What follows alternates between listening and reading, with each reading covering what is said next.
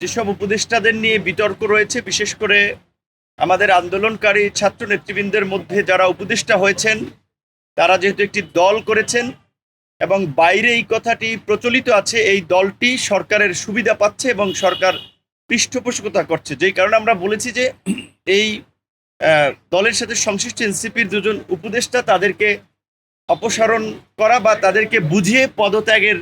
দিকে আপনার নিয়ে যাওয়া, এটা সরকারের জন্য একটা ভালো দিক হবে। পাশাপাশি বিএনপির পক্ষ থেকে যেহেতু আরও একজন উপদেষ্টা নিয়ে তারা দ্বিমত পোষণ করেছে, সঙ্গত কারণেই এরকম বিষয়গুলোতে সরকার যেন ইতিবাচকভাবে আমলে নেয় এবং ঢাকা মহানগর দক্ষিণের সিটি কর্পোরেশন নির্বাচনে যে জটিলতা তৈরি হয়েছে এবং উত্তরের যে প্রশাসক নিয়ে আপনার তার হিজবুত তাহরীরের সাথে সংশ্লিষ্টতার অভিযোগ রয়েছে, এই বিষয়গুলো তো আমরা ব্যবস্থা নেওয়ার জন্য জানিয়েছি। এবং আপনারা লক্ষ্য করছেন যে এই সময় বিশেষ করে আমাদের দেশপ্রেমিক সামরিক বাহিনীর বিরুদ্ধে নানা ধরনের নিষেধাজ্ঞার বিদ্বেষ ছড়িয়ে সরকারের সাথে বা জনগণের মুখোমুখি দাঁড় করানোর একটা চেষ্টা করা হচ্ছে সামরিক বাহিনীকে। সরকার যেন সামরিক বাহিনী সহ পুরো প্রশাসনকে আস্থায় নিয়ে কাজ করে, তাদের সাথে যেন সরকার একটা ভালো আন্ডারস্ট্যান্ডিং থাকে। একই সাথে রাজনৈতিক দলগুলোর সাথে যে দূরত্ব তৈরি হয়েছে, কারণ রাজনৈতিক দলগুলো আমরা অনেকেই যারা দায়িত্বপ্রাপ্ত উপদেষ্টা রয়েছেন কিংবা সরকারের সহকারী রয়েছেন, দেখা করার সাক্ষাৎ করার সময়সূচি চাইলেও,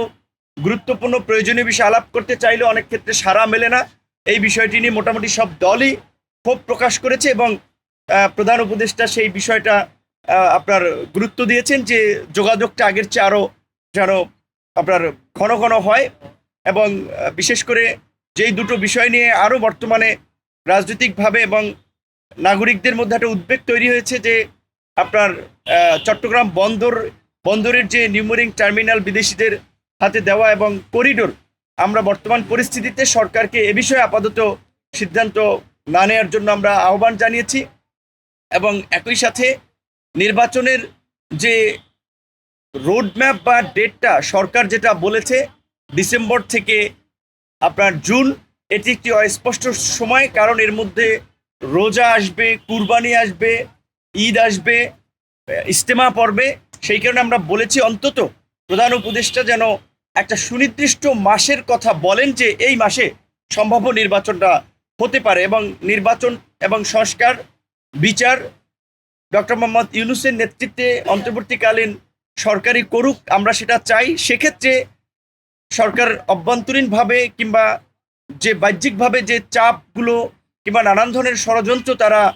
অনুভব করছে বা করবে, সেই ক্ষেত্রে আমরা পরিপূর্ণ তাকে সহযোগিতা করব আমাদের পক্ষ থেকে।